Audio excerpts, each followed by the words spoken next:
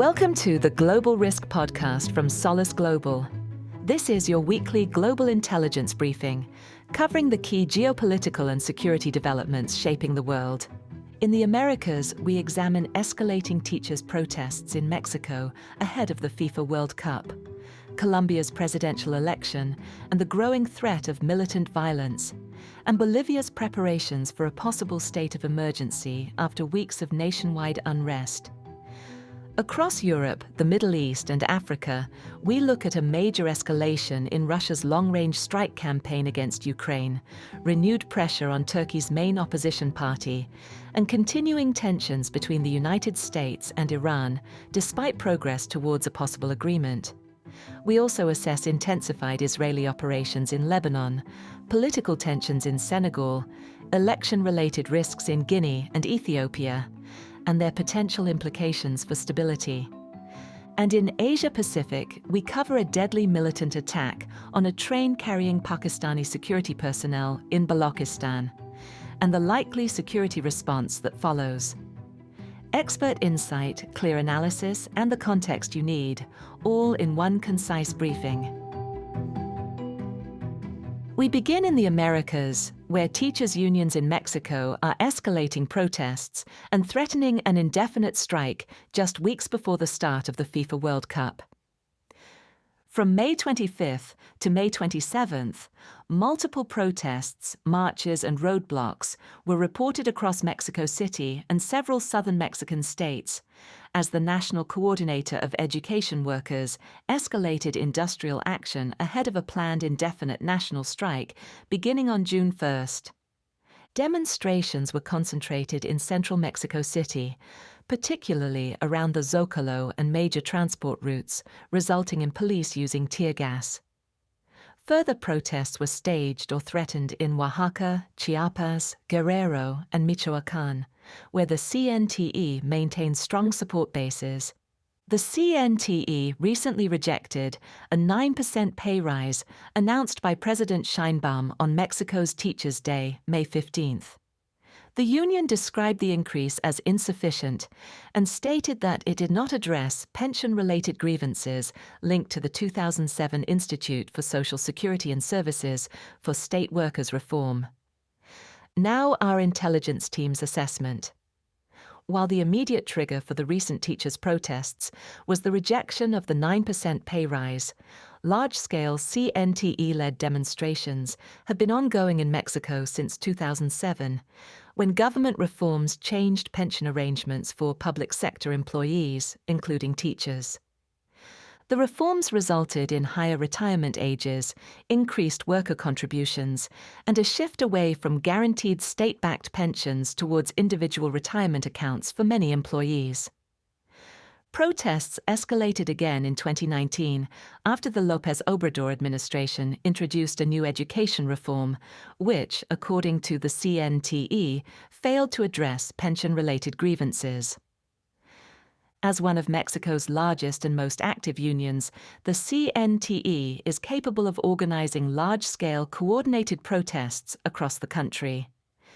Previous nationwide actions, including the 1989 national strikes, mobilized more than 300,000 teachers, while more recent protests have attracted tens of thousands of participants.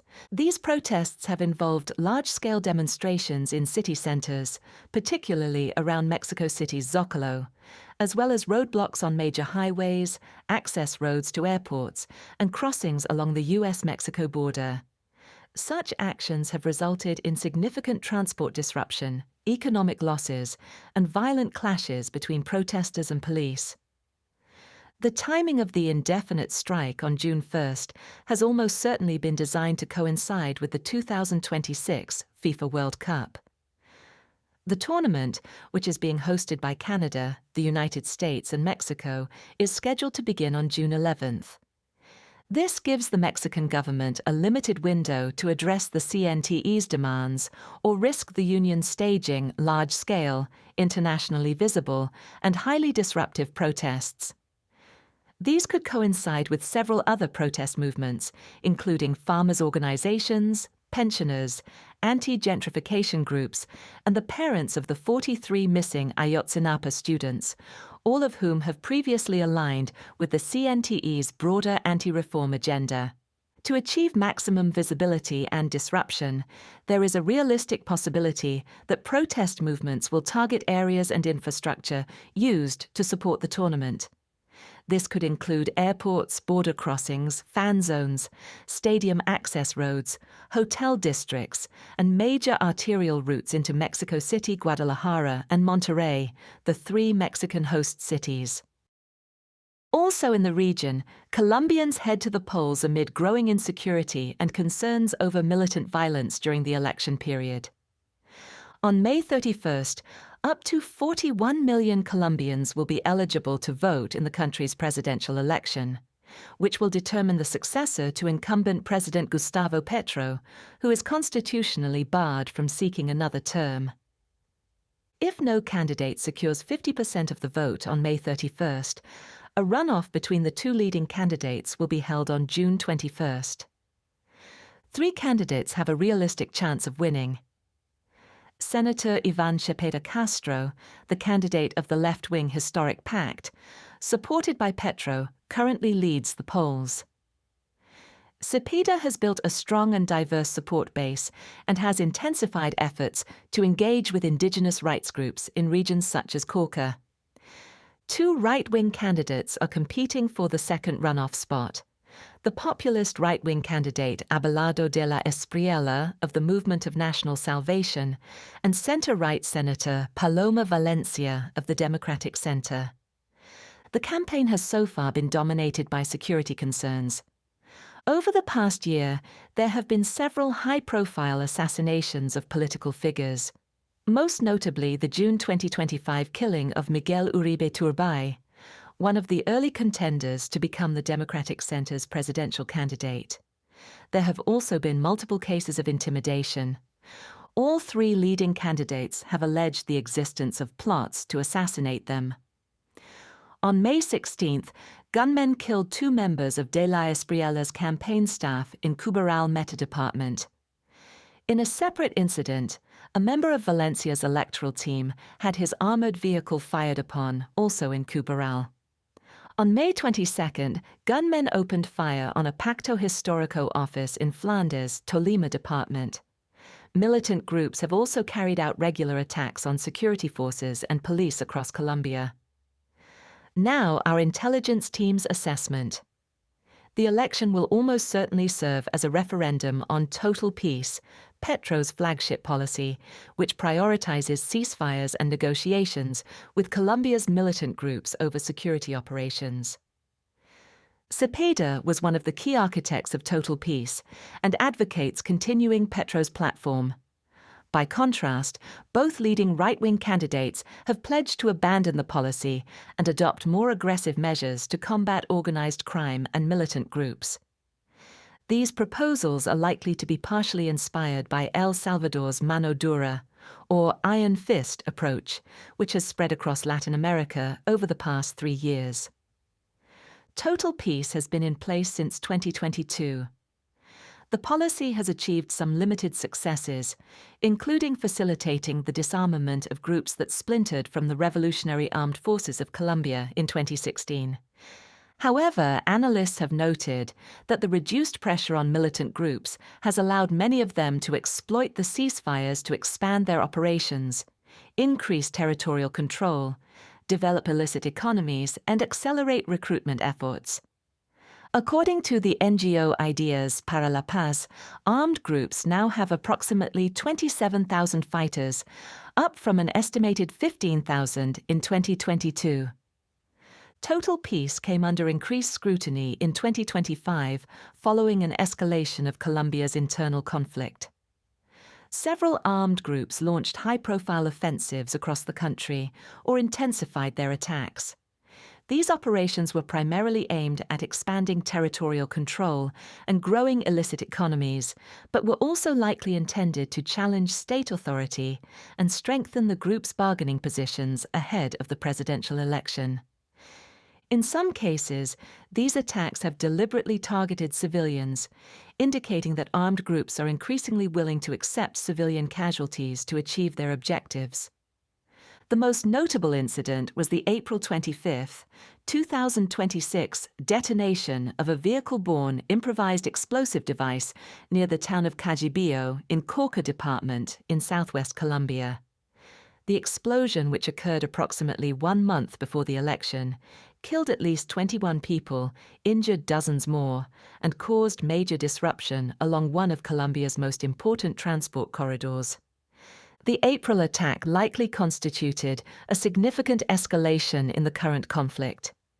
It was likely intended to destabilize Colombia and undermine the Petro administration ahead of the presidential election, while also sending a strategic message to other presidential candidates that government efforts to contain the influence of armed groups or disrupt their operations would be met with significant and costly armed resistance. On May 31st, the voting process will likely be affected by militant groups. Incidents are likely to include intimidation, attempts to tamper with ballots, and possibly violence targeting voters, journalists, polling staff, or the security forces. Current polling indicates that a second round is likely, as no candidate is expected to secure more than 50% of the vote. This would likely pit Cepeda against one of the right-wing candidates who has promised a much tougher stance on armed groups. Most supporters of the eliminated right-wing candidate would likely transfer their support to the remaining right-wing contender. The second round will likely be perceived as a direct contest between an effort to preserve total peace and a significant shift towards expanded security operations. Armed groups may seek to influence the election in a direction they assess as more favorable to their long-term interests. These objectives likely include limiting future government pressure, deterring security operations that could disrupt illicit revenue streams, and preserving the ability of armed groups to maintain or establish negotiation channels with the next administration. These dynamics could increase the risk of militant violence during the second round, with militant operations likely to be designed to influence the outcome of the vote. And in Bolivia, the government is preparing new emergency powers as anti-government protests enter their fourth week. Between May 25th and May 27th, the Bolivian Senate and Chamber of Deputies approved a law that makes it easier for the government to declare a state of emergency.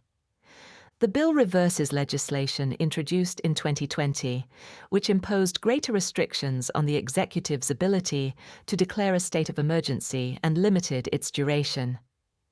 It also restricted the scope of emergency powers, particularly where they affected personal rights, such as permitting searches without a warrant, introduced accountability mechanisms, and established criminal liability for violations. The law was approved after 3 weeks of continuous protests. The demonstrations began in early May, led by labor unions opposing a controversial land reform, but quickly evolved into a broader popular movement against the right-wing government of Rodrigo Paz, which has been in power since November 2025. As of May 28th, protests remain ongoing in La Paz and other major cities. Dozens of roadblocks are reported daily across the country, alongside repeated blockades of El Alto Airport, the main airport serving the capital. The unrest has resulted in severe fuel and medicine shortages nationwide, including in La Paz, increasing health risks. 5 people have so far died during the crisis. According to reports, 4 of those deaths involved patients who were unable to access essential medicines at local hospitals, or whose emergency transport was prevented from reaching medical facilities. In La Paz and El Alto, shortages of medical oxygen caused by the blockades have become critical, according to multiple sources, including the Bolivian Ministry of Health. Now our intelligence team's assessment. The protests are almost certainly the most severe challenge faced by the Paz government to date, and likely the most significant unrest since the wave of demonstrations that followed the collapse of the movement for socialism in 2024. Over the past 3 weeks, President Paz's government has adopted a relatively restrained response, favoring negotiations, incentives, and symbolic measures in an effort to ease tensions. These steps have included agreements with selected labor unions, the moderation of certain austerity measures, a cabinet reshuffle, and most recently, the symbolic approval of a 50% reduction in cabinet ministers' salaries. However, this approach has almost certainly failed, with protesters continuing to sustain demonstrations and roadblocks across Bolivia. The rapid approval of the law removing restrictions on states of emergency is likely indicative of the government's shift towards a more confrontational approach. Paz could use a state of emergency to deploy troops to the capital, remove protesters who have traveled to La Paz from other regions of Bolivia, secure key transport routes, and restore fuel and medicine supply lines in the short term. As the city of La Paz voted convincingly for the current government in the 2025 election, implementing these measures in the capital could prove less politically costly. However, imposing a state of emergency in rural areas, where Paz enjoys very low levels of popular support, would likely exacerbate the unrest and increase the risk of violent clashes between security forces and protesters. In 2019, the military was deployed outside the framework of an official state of emergency, resulting in the deaths of at least 22 protesters in El Alto and Cochabamba. The deployment also failed to immediately quell the unrest, which was only resolved after the government promised to hold new elections. Given the heightened risk of violence and civilian casualties, Paz is likely seeking an official mechanism that would provide greater legal and operational cover for any future military deployment. In the short term, medicine shortages are likely to increase overall health risks in major urban centers such as El Alto and La Paz. The shortage of medical oxygen will likely pose an elevated threat to individuals with pre-existing health conditions, particularly in these high-altitude areas. Furthermore, emergency workers have been attacked during previous protest movements, and roadblocks have repeatedly prevented emergency vehicles from reaching medical facilities, further increasing the risks associated with the ongoing unrest. Now turning to Europe, the Middle East and Africa, where Russia has launched one of its largest attacks against Kyiv and issued direct warnings to foreign nationals and diplomatic missions. On May 23, President Volodymyr Zelensky, citing US and European intelligence, publicly warned of an imminent major Russian combined strike, potentially involving the Oreshnik intermediate-range ballistic missile. The US Embassy in Ukraine also issued a rare warning. From approximately 1 o'clock local time on May 24, Russian forces launched 90 missiles and 600 drones against Ukraine, including 36 ballistic missiles and at least one Oreshnik intermediate-range ballistic missile. The strikes were primarily directed against targets in Kyiv city and the wider Kyiv Oblast. The Oreshnik targeted the city of Bila Tserkva, south of Kyiv, while subsequent reports indicated that a second launched Oreshnik may have malfunctioned and impacted an occupied area of Donetsk Oblast. The Russian attack killed at least 4 people and injured more than 100, including at least 2 fatalities and 81 injuries in Kyiv city. Kyiv's mayor, Vitaly Klitschko, reported impacts in every district of the city.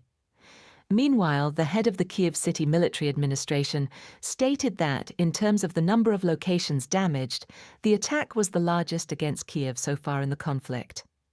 On May 25, the Russian Ministry of Foreign Affairs issued a formal statement declaring that the armed forces of the Russian Federation are beginning to deliver systematic strikes on enterprises of the Ukrainian military-industrial complex in Kyiv. The statement also warned foreign citizens, including personnel of diplomatic missions and representations of international organizations, to leave the city. Russia's Foreign Minister Sergei Lavrov reportedly conveyed a warning to U.S. Secretary of State Marco Rubio to evacuate U.S. citizens and diplomats from Kyiv. Multiple Western embassies issued statements rejecting the evacuation warnings, with the EU ambassador stating that the EU is not going anywhere. In response to the EU's refusal to evacuate, former Russian president and senior official Dmitry Medvedev stated that, apparently they've got diplomats to spare and need to trim the headcount. Now our intelligence team's assessment. The wave of strikes against Kyiv was notably characterized by the expanded targeting of central areas of the city and cultural sites. Podil district, a pedestrianized central area with a high concentration of hospitality businesses and frequently visited by foreign residents and journalists, sustained significant damage from Russian long-range strikes. The district is also adjacent to parts of central Kyiv that host foreign diplomatic missions, international organizations, and hotels commonly used by the international community. Among the sites impacted were a multi-story shopping center, the Cabinet of Ministers and Ministry of Foreign Affairs buildings, the National Art Museum of Ukraine, the National Philharmonic, the Ukrainian House Cultural Center, the Mala Opera House, the Kyiv Opera Theatre, the Lobanovsky Dynamo Stadium, and the National Chernobyl Museum. The strikes almost certainly mark a shift in the risk profile for travel and accommodation in central Kyiv. Russian forces had previously avoided concentrating large-scale strikes against the city center, likely due to the elevated risk of collateral impacts on foreign nationals, particularly citizens of NATO member states. Such incidents could increase the risk of escalation and generate additional international support for Ukraine.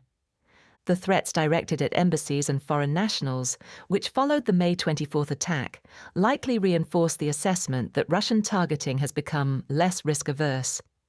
If these attacks are sustained, as suggested by the Russian Ministry of Foreign Affairs, they would undermine the relative safe haven status that central Kyiv has previously enjoyed.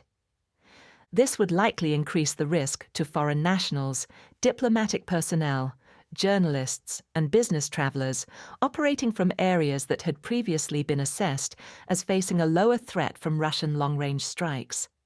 Furthermore, if the expanded Russian targeting patterns continue, the threat environment in Ukrainian cities far from the front lines is likely to deteriorate due to interceptor shortages and increasing ballistic missile penetration rates. It is almost certain that Ukraine is currently experiencing a shortage of the PAC-3MSE interceptors used by the Patriot air defense system, which remains Ukraine's primary means of intercepting ballistic missiles. On May 26th, President Zelensky wrote to President Trump and the U.S. Congress requesting an urgent resupply of interceptors. Initial reports indicate that during the May 24th attack, only 36.7% of incoming Iskander-M ballistic missiles were intercepted. Kyiv almost certainly faces difficulties replacing depleted interceptor stockpiles because of the global shortage of PAC-3MSE interceptors. This shortage has been significantly exacerbated by the conflict in the Middle East, with some estimates suggesting that the United States expended 50% of its PAC-3MSE interceptor inventory against Iranian missiles during the recent conflict. The use of the Oreshnik intermediate-range ballistic missile in the attack was almost certainly intended to convey a strategic message to Ukraine and its international allies. The Oreshnik, which entered service in 2024, carries multiple independently targetable re-entry vehicles. In this instance, each MIRV reportedly carried 6 kinetic rods, rather than a conventional explosive payload. Despite not relying on chemical explosive energy, the rods are intended to be highly destructive because of their extreme terminal velocity.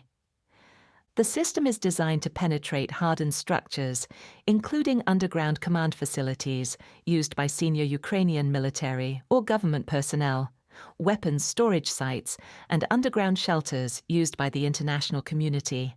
However, a Ukrainian defense publication has claimed that initial investigations at the strike site in Balochistan indicated that these capabilities may be overstated. While the use of this capability against Balochistan was highly expensive, with the strike estimated to have cost around $50 million and likely achieved only a limited effect, It was likely intended to demonstrate Russia's willingness to escalate through the use of advanced capabilities and to signal that underground sites are not beyond its reach.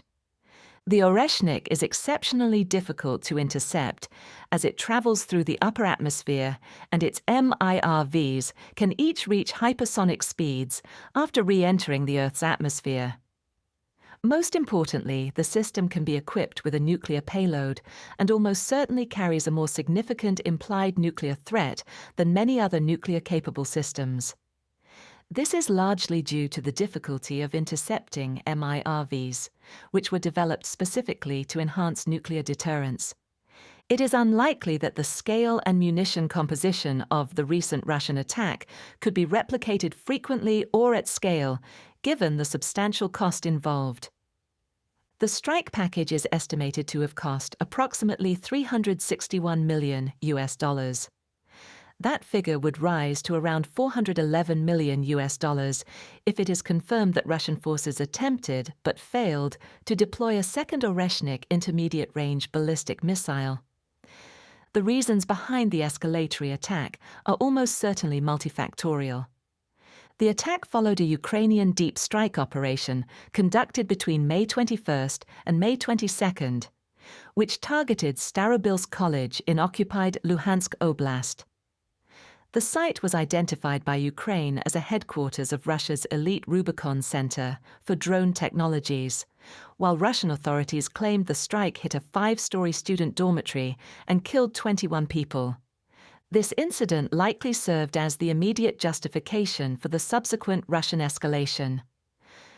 However, earlier in May, President Zelensky warned that obtained Russian documents indicated preparations for strikes against Ukrainian decision-making centers in Kyiv. Russia's military had also publicly threatened massive strikes on central Kyiv, including the possible use of the Oreshnik system if Ukraine violated the Victory Day ceasefire. Rather than being an entirely organic response to the Starobilsk attack, it is highly likely that the May 24th strike was a pre-planned operation. It was likely originally intended to be carried out in response to any anticipated Ukrainian disruption of Victory Day events, which would have been perceived in Moscow as a significant humiliation. Although attacks on the scale of May 24th are unlikely to be replicated on a regular basis, several factors are likely to drive further escalatory Russian strikes against Ukrainian cities. These include the continuing success of Ukraine's intensified deep strike campaign in 2026, the increasing difficulties facing Russian forces on the front lines amid a stalling spring-summer ground offensive, a growing sense of war fatigue among the Russian public, and mounting economic pressures. Combined with President Vladimir Putin's likely unwillingness to compromise on the Kremlin's war objectives, these factors are likely to increase the incentive for Russia to pursue more aggressive long-range strike campaigns. In Turkey, the government's decision to overturn the opposition CHP's leadership contest has triggered protests and further accusations of political interference. On May 21st, the Regional Court of Appeal in Ankara annulled the results of the Republican People's Party's 2023 Congress, citing alleged irregularities. The ruling returned the party leadership to former chairman Kemal Kılıçdaroğlu, removing Özgür Özel from the position and ordering that he and his associates be removed from office. On May 24th, Turkish police were deployed to the CHP headquarters in Ankara. Police subsequently clashed with CHP supporters, while party officials barricaded themselves inside the building. The confrontation resulted in the use of tear gas, rubber bullets, and water cannons, alongside reports that police beat party members before removing them from the premises. Later that day, Özel and several hundred supporters marched to the Parliament building in Ankara. Protests continued in Ankara on May 25th and May 26th, while further clashes between police and CHP supporters were reported at the party's headquarters in Izmir on May 26th. The protests also spread to Istanbul on the same day. Now our intelligence team's assessment.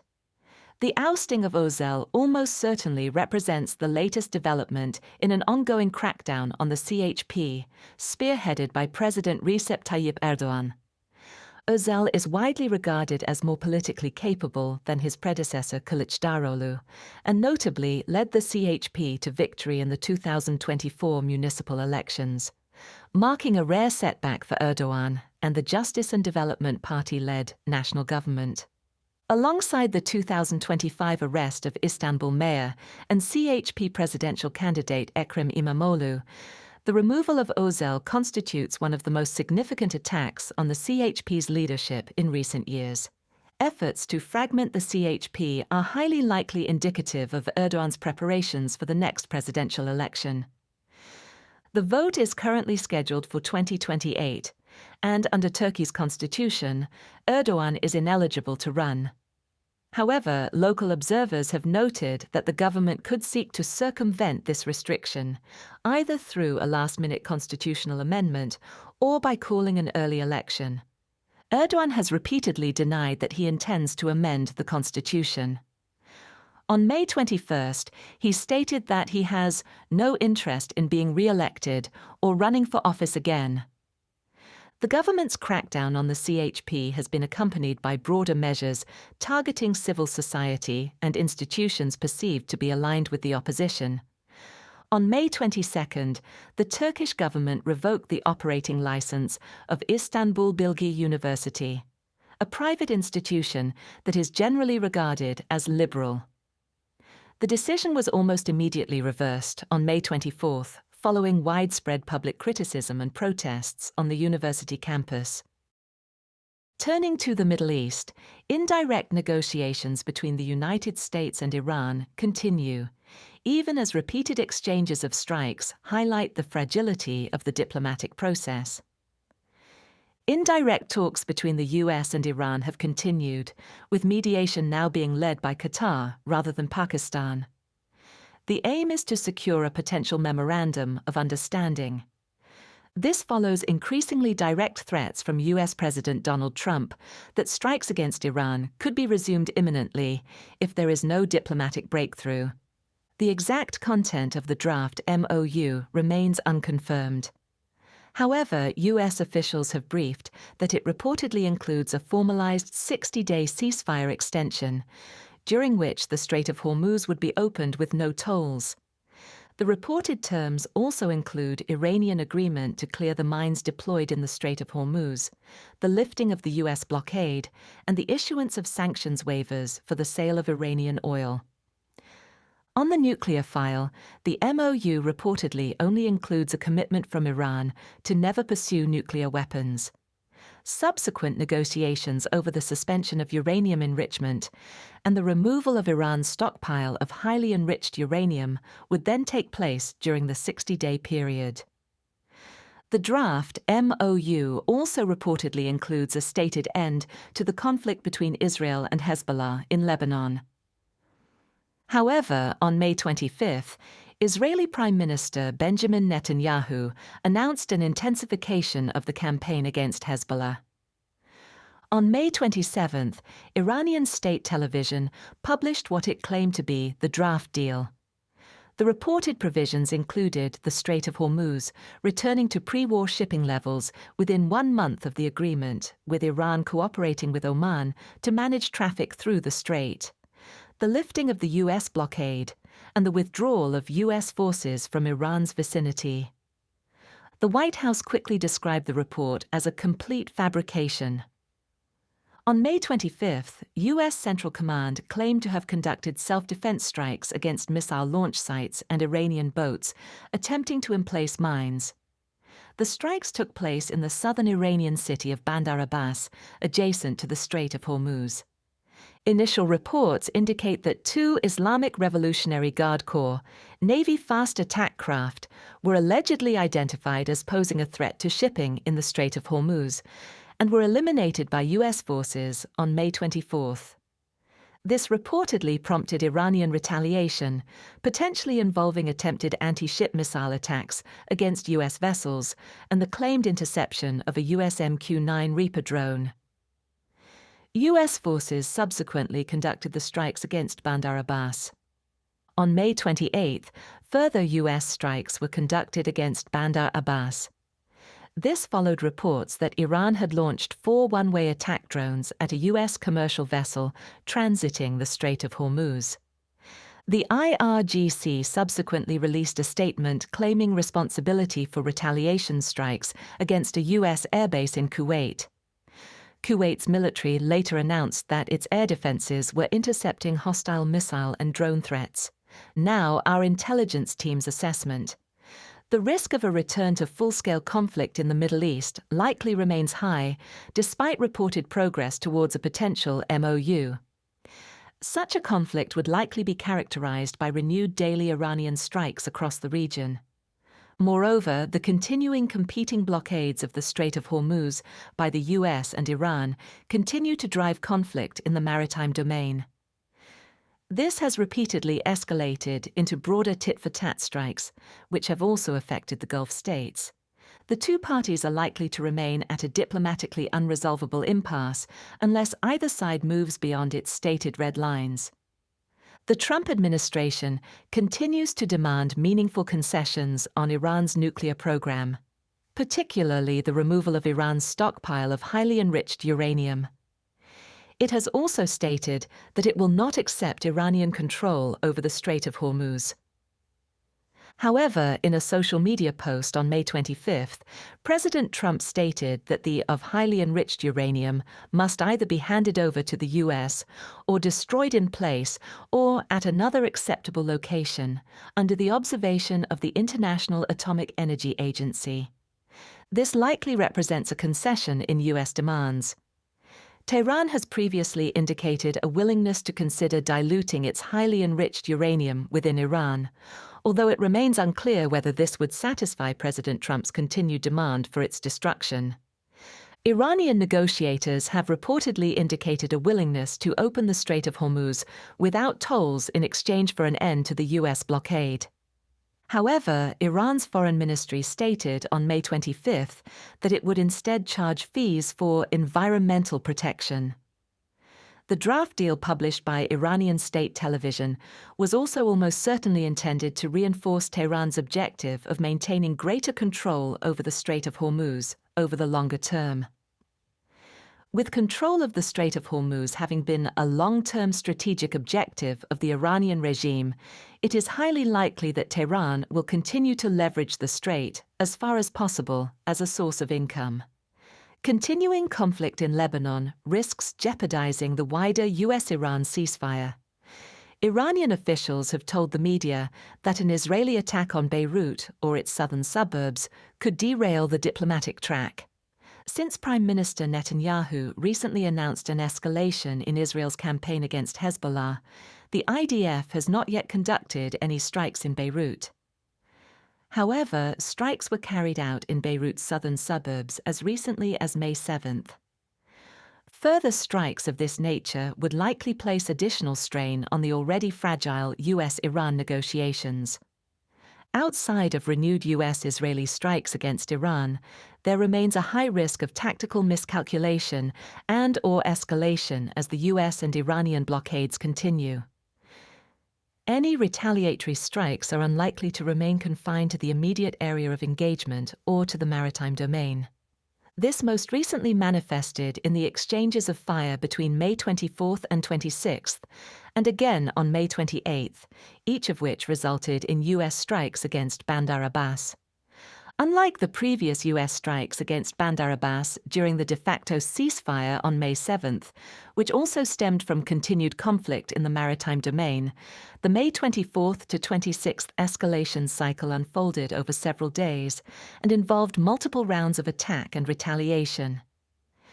In addition to endangering the broader negotiation process, these cycles of escalation have repeatedly led to renewed Iranian strikes against the Gulf states, first the UAE and now Kuwait, and will likely continue to do so. Should a framework agreement be reached, the immediate risk of a return to full-scale US-Iran conflict would likely decrease. However, such a framework would likely amount to little more than an extension of the ceasefire, rather than a substantive and lasting peace agreement. Major issues, including control of the Strait of Hormuz and Iran's nuclear program, are unlikely to be fully resolved. Moreover, Iranian adherence to any interim framework is likely to be undermined by the IRGC, which has increasingly consolidated power in Tehran, acted independently of the civilian government, and signaled its total opposition to U.S. demands. The absence of a fully coherent regime in Tehran with a unified negotiating position almost certainly complicates the negotiation process. It also increases the likelihood that the IRGC could fail to comply with any agreements reached by Iran's civilian government. If the U.S. continues strikes against Iran, this would highly likely result in renewed full-scale Iranian attacks against targets across the Middle East. This assessment is further reinforced by threats issued on May 26 by Iran's supreme leader against regional countries that host U.S. military bases. Recent leaked classified assessments by U.S. intelligence services indicate that, despite high-intensity U.S.-Israeli strikes, Iran retains the capability to conduct large-scale long-range attacks across the Middle East, likely for several months, depending on the rate of expenditure. Overall, the primary sources of U.S. leverage over Iran, the blockade of the Strait of Hormuz, and the threat of a renewed full-scale strike campaign are unlikely to compel compliance from the hardened regime, which is increasingly influenced by the IRGC. Estimated timelines for an Iranian oil shut-in extend into a period of several months, and the regime highly likely calculates that it can withstand a resumption of full-scale conflict. Furthermore, there are multiple potential triggers for a complete breakdown in the diplomatic track. These could lead to a rapid return to full-scale conflict, with highly limited observable indicators and warning. Such triggers include the conflict in Lebanon and the continuing cycles of escalation in the maritime domain. Meanwhile, Israel has intensified operations against Hezbollah in southern Lebanon, increasing pressure on the group while seeking to avoid a broader regional escalation. On May 25, Israeli Prime Minister Benjamin Netanyahu stated that he had ordered the Israel Defense Forces to intensify operations against Hezbollah. The following day, Netanyahu said that the IDF had been fortifying strategic positions in southern Lebanon, where Israeli officials are seeking to establish a buffer zone aimed at reducing the Hezbollah threat to northern Israel. Between May 25 and 26, Israeli forces reportedly carried out around 100 airstrikes across southern Lebanon and the Bekaa Valley, targeting Hezbollah positions and military assets. The strikes reportedly killed at least 31 people and injured dozens. The wave of attacks was the largest since the temporary ceasefire on April 17. IDF channels have also stated that Israeli forces are conducting ground operations beyond the Yellow Line, the rough boundary of the buffer zone envisioned by Israeli officials. Hezbollah has likewise carried out strikes targeting Israeli positions within Lebanese territory, as well as parts of northern Israel. Following the wave of strikes, Israeli forces issued evacuation orders for around 50 settlements in southern Lebanon. Now, our intelligence team's assessment. The IDF is almost certainly seeking to maximize pressure on Hezbollah and degrade the group's positions in southern Lebanon and its strongholds in the Bekaa Valley, while the status of the US-Iran ceasefire remains unclear. Recent strikes in Lebanon, despite their intensity, are highly likely to remain below the threshold that would provoke Iranian retaliation. This is reflected in the IDF's continued avoidance of direct strikes on Beirut. The possibility of attacking the Lebanese capital, where much of Hezbollah's leadership is based alongside Islamic Revolutionary Guard Corps officials, is reportedly being debated by Israeli decision-makers. According to international media reports, U.S. officials are seeking to discourage their Israeli counterparts from targeting Beirut, likely out of concern that such a move would affect ongoing negotiations with Tehran. However, Israeli officials likely view the resumption of strikes against senior Hezbollah figures as a potentially useful means of deterring continued Hezbollah attacks on northern Israel. which have persisted despite ongoing IDF operations in southern Lebanon. In West Africa, the appointment of former Prime Minister Ousmane Sonko as Speaker of Parliament is adding a new dimension to Senegal's growing political tensions. On May 26th, former Prime Minister Ousmane Sonko was elected Speaker of the National Assembly, the second highest political office in the country, after President Bassirou Diomaye Faye dismissed him as Prime Minister on May 22nd. Senegalese lawmakers reinstated Sonko as a Member of Parliament and elected him Speaker with 132 votes in favour. The move was enabled by the resignation of the previous Speaker, El Malik Ndiaye, who stepped down to facilitate Sonko's succession. President Faye appointed senior economist Amadou Alaminu Mohamed Lo as Prime Minister on May 25th. Aissata Tall Sall, leader of the opposition parliamentary group Taku Wallu Senegal, denounced Sonko's election as Speaker as an institutional coup.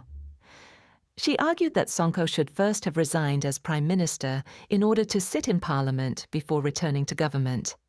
Now, our intelligence team's assessment. The dispute between Sonko and Faye comes amid a broader debt crisis in Senegal.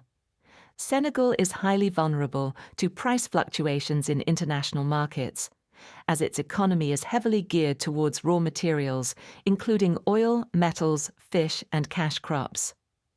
A combination of the COVID-19 pandemic, the closure of the Strait of Hormuz, and rising interest rates has led to a significant expansion of Senegal's debt burden. The country is heavily reliant on debt financing to fund public services. Between 2019 and 2025, debt repayments increased from almost 15% of government spending to more than 40%. In 2026, national debt accounts for over 50% of government spending.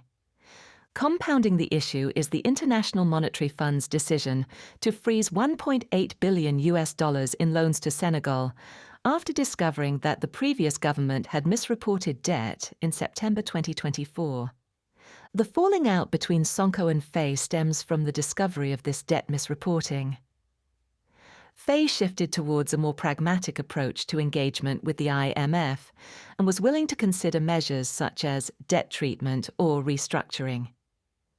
Sonko, by contrast, rejected formal debt restructuring, arguing that it would damage Senegal's reputation and future access to international markets. Instead, he advocated domestic measures, including raising revenue and avoiding new borrowing. Sonko retains stronger popular support and would likely have become president had he not been barred from running in the 2024 presidential election due to a defamation conviction. He also remains the leader of PASTEF, the party that controls 130 of the 165 seats in parliament. This almost certainly increased the political threat posed to Faye by Sonko's public criticism of the president's handling of the debt crisis. So far, the government has managed to avoid price increases on essential goods, instead raising taxes on alcohol and tobacco. President Faye will highly likely continue efforts to renegotiate the IMF's lending program, with talks scheduled to resume on June 8th. The IMF would highly likely require Faye's administration to reduce the fiscal deficit through a combination of increased revenue and lower public expenditure. Such measures would almost certainly be unpopular, as they would likely involve higher taxes on essential goods and reduce spending on public services. Sonko is highly likely to continue publicly opposing this approach and, from the position of Speaker, has significant scope to obstruct Faye's legislative agenda. Sonko is a charismatic politician with a strong following among younger voters. He previously emerged as a popular opposition figure during President Macky Sall's administration, whose decision to delay the 2024 election sparked large-scale unrest. He could almost certainly leverage this support to mobilize public opposition to President Faye, potentially triggering civil unrest if the government attempts to push through unpopular legislation. Also in the region, Guinea's legislative and local elections could trigger protests amid concerns over democratic backsliding. On May 31st, Guinea is scheduled to hold legislative and local elections. As part of the transition to civilian rule, 6.8 million voters will elect members of parliament and municipal councillors. The elections follow the 2025 constitutional referendum, which approved the creation of a bicameral legislature. The lower chamber, the National Assembly, will be directly elected and will comprise 147 seats. Of these, 49 will be allocated through proportional representation on a national list, while the remaining 98 will be elected at the constituency level. Local elections will be held concurrently. Following the vote, 2/3 of the 87-member Senate will be indirectly elected, while the remaining third will be appointed by the President. Now our intelligence team's assessment.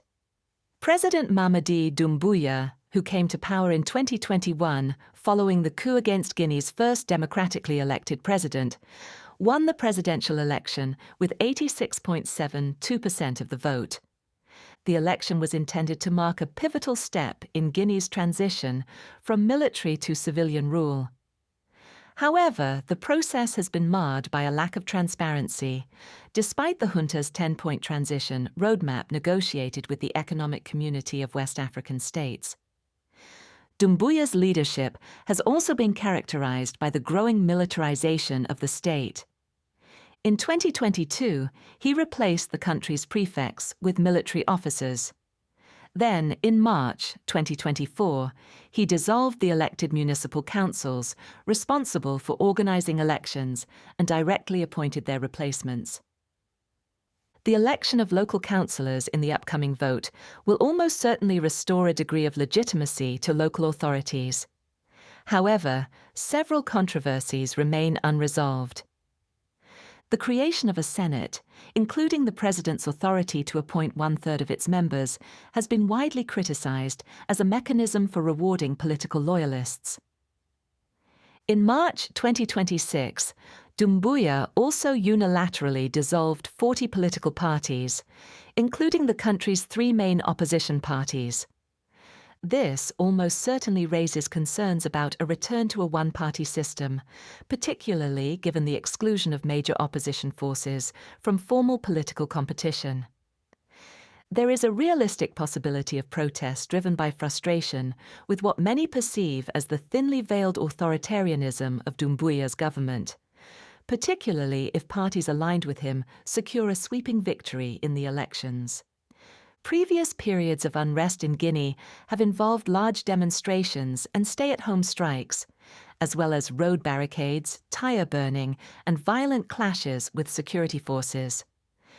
The protests of 2019 and 2020 resulted in at least 50 deaths and 200 injuries, while post-election unrest in October 2020 led to a further 27 deaths.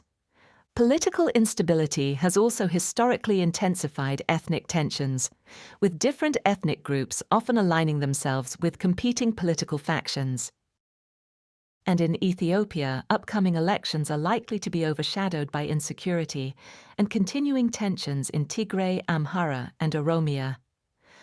On June 1st, general elections are scheduled to take place in Ethiopia, marking the 7th election held under the post-1995 constitutional order. Voters will elect 547 members of the House of People's Representatives, the lower house of Ethiopia's parliament, for 5-year terms. Members are elected from single-member constituencies through a first-past-the-post system. Voters do not directly elect the Prime Minister. Instead, the House of People's Representatives selects the Prime Minister, meaning that the party or coalition securing a parliamentary majority is expected to form the government. Council elections will also be held across Ethiopia's 12 regions, as well as in Addis Ababa and Dire Dawa. These elections will determine 2,916 regional councillors, who will subsequently elect representatives to the House of Federation, Ethiopia's upper house. Incumbent Prime Minister Abiy Ahmed will lead the ruling Prosperity Party, or PP, into the election, following its dominant victory in 2021, when the party secured 457 of the 547 seats in parliament. Election officials are implementing a three-tier security classification system nationwide amid widespread instability driven by the ongoing civil wars in Amhara and Oromia, as well as heightened tensions in Tigray. Areas classified as red will be deemed unfit for voting. Yellow areas will require mitigation measures, enhanced monitoring, or additional security provisions, while green areas will be considered stable enough for normal electoral operations. In previous elections, seats were left vacant in constituencies where voting could not take place. Polls were postponed or cancelled in some areas due to insecurity, logistical constraints, or political disputes. Now, our intelligence team's assessment. While Prime Minister Ahmed has declared that this will be the best election to date, with 47 registered parties and nearly 11,000 candidates, several significant challenges remain. The legitimacy of the upcoming vote has already been called into question, given tensions across several major regions, including Amhara, Oromia, and Tigray, where limited participation is likely to fuel claims of electoral manipulation. This concern is compounded by the fact that most parties contesting the election broadly align with the Prosperity Party. This allows the government to present the election as competitive without exposing itself to meaningful political competition. Opposition parties are expected to remain largely sidelined, as they were in 2021 when the PP won 96.8% of parliamentary seats. It is highly likely that the PP will once again secure an overwhelming victory. Furthermore, the National Election Board of Ethiopia faces significant challenges to its legitimacy. In 2021, it struggled to register internally displaced persons, a problem that is highly likely to persist in 2026, given Ethiopia's ongoing displacement crisis and the absence of a recent census. Although the African Union assessed the 2021 election as broadly peaceful and orderly, the International Republican Institute and National Democratic Institute Observer Mission concluded that the process fell short of key standards concerning human and civil liberties, electoral campaigning, adequate security for all parties, and overall peace and security. These shortcomings are likely to negatively affect perceptions of NEBE's neutrality and capacity in the upcoming election. Moreover, many areas will be excluded from voting, while displacement and administrative gaps are likely to result in inaccurate voter rolls, under-registration, and contested outcomes. As a result, even if NEBE is able to administer polling effectively in secure areas, the election is likely to face renewed questions regarding inclusivity, competitiveness, and overall national legitimacy. Because of the restricted participation in conflict-affected regions, limited civil unrest is highly likely. Demonstrations linked to tensions in Amhara, Oromia, and Tigray have taken place in Addis Ababa in recent years. The partial exclusion of these regions from the upcoming elections, combined with the escalating dispute over Tigray, almost certainly increases the risk of protests during the electoral period. Addis Ababa is home to an estimated 500,000 to 1 million Tigrayans, and the federal government is highly likely perceived by many as having sidelined Tigrayan self-determination in favor of maintaining the Tigray interim administration under the leadership of the government-backed Tedesse. However, any unauthorized pro-opposition rallies are highly likely to face a severe crackdown. Authorities will likely permit some smaller demonstrations that are less overtly anti-government, but these are expected to take place under close monitoring. For example, in February 2025, Tigrayans living in Addis Ababa held a peaceful anti-war rally, but organizers were required to submit their slogans to the Addis Ababa administration for approval. Other planned pro-Tigray demonstrations in November 2024 were banned by the government, and their organizers were arrested. Should demonstrations proceed without authorization, security forces are likely to respond forcefully. This would likely involve the use of tear gas and mass arrests to deter further mobilization, as well as internet outages intended to disrupt protest organization. If protests escalate and are perceived to threaten key government sites or security personnel, security forces could potentially resort to the use of live ammunition.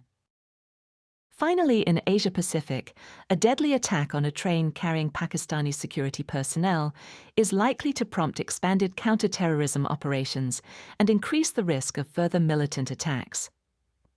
On May 24th, a vehicle-borne improvised explosive device was detonated after the vehicle rammed into a train in Quetta, in Pakistan's restive Balochistan province. The explosion derailed multiple train carriages and reportedly killed 47 people, including the suicide bomber, while injuring dozens more.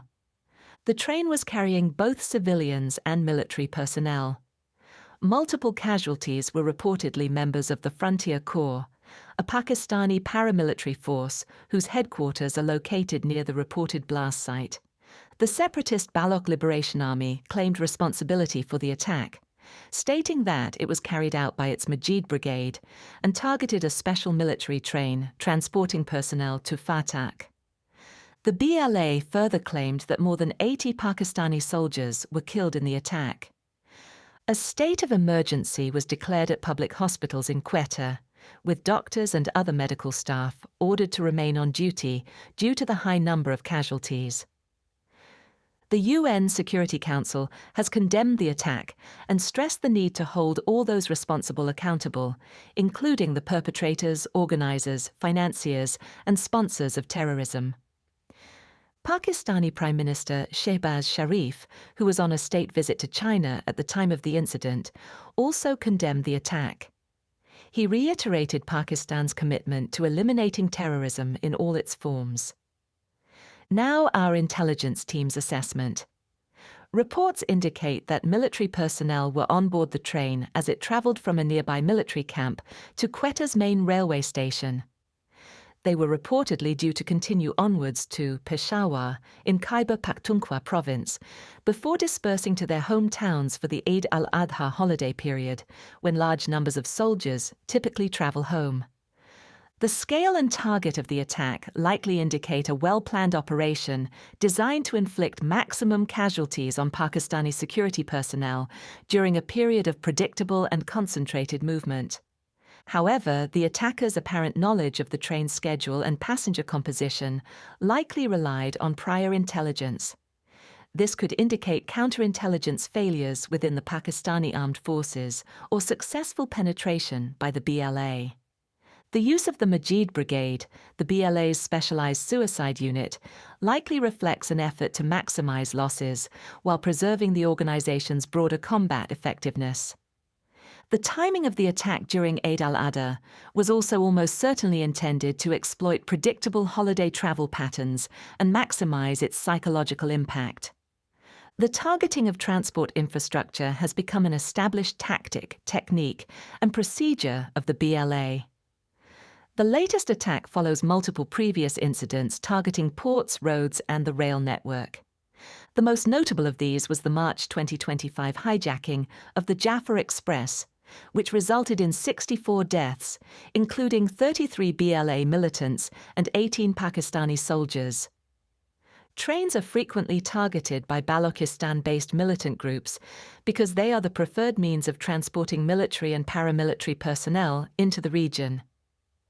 Road travel is often assessed as carrying a greater security risk. However, the BLA has conducted dozens of attacks against trains, many of which have also been carrying civilians.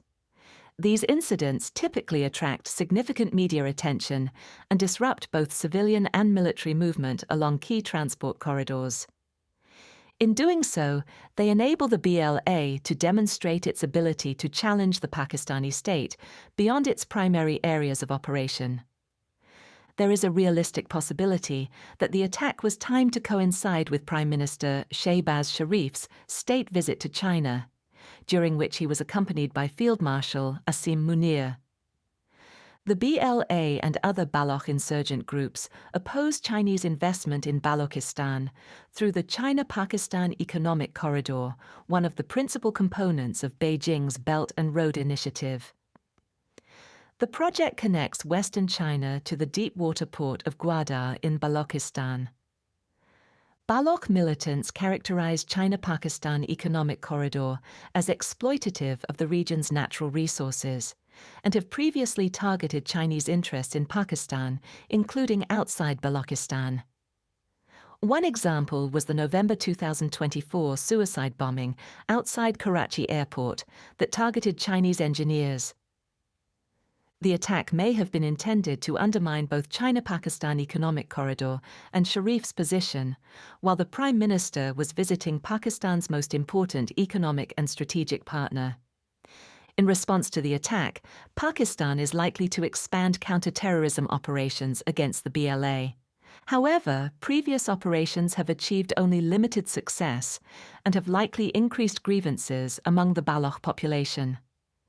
Militant groups have likely exploited these grievances for propaganda and recruitment purposes. Moreover, the Pakistani military is heavily stretched by a border conflict with Afghanistan, heightened tensions with India, and ongoing counter-terrorism operations across several parts of the country. This is likely to constrain its ability to sustain a major campaign in Balochistan. Islamabad also claims that the BLA and other militant groups benefit from sanctuary facilitation or coordination networks in neighboring Afghanistan, which borders Balochistan province.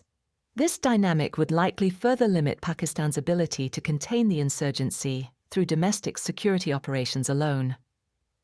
While the Afghan Taliban rejects these allegations, reports indicate that Baloch militants have access to weaponry originating from stockpiles left behind following the U.S. withdrawal from Afghanistan. This may indicate the existence of cross-border facilitation networks. Expanded counter-terrorism operations in Balochistan will likely lead to an increase in BLA attacks.